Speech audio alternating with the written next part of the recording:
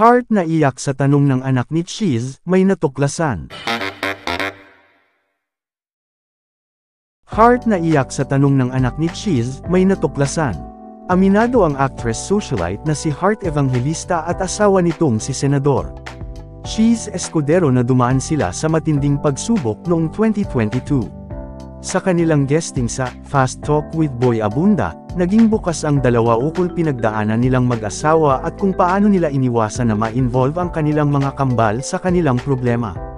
Para sa mga hindi aware, bago pa ikasal sina Cheese at Hart ay may kambal itong anak na sina Chessy at Quino mula sa nauna nitong relasyon.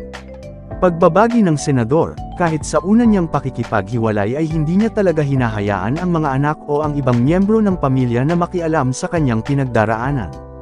Singit naman ni Hart, matalino ang mga bata kaya kahit na wala silang sinasabi ay nararamdaman nila ito. Sabi naman ni Cheese, sa tuwing may mga tanong ang mga bata ay sinasagot naman niya ito ngunit hindi na niya aidain detalye pa ang sitwasyon.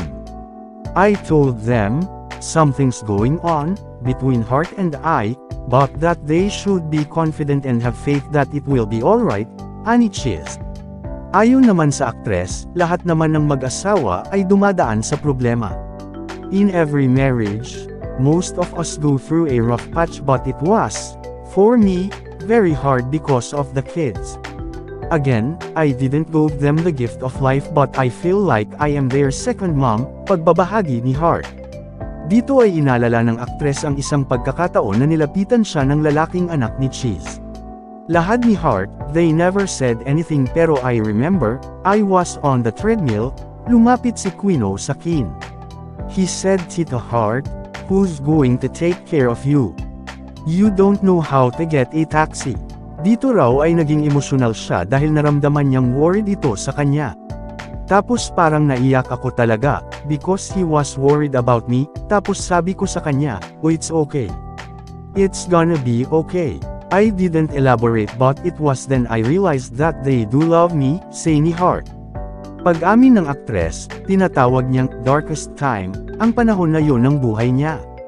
Ang sabi pa ni Hart, I knew what I was doing but I didn't know why. I feel like I was possessed and taken somewhere else. I was full of anger. I felt that the situation was bigger than. I was very confused and it didn't help that I was with the wrong set of people.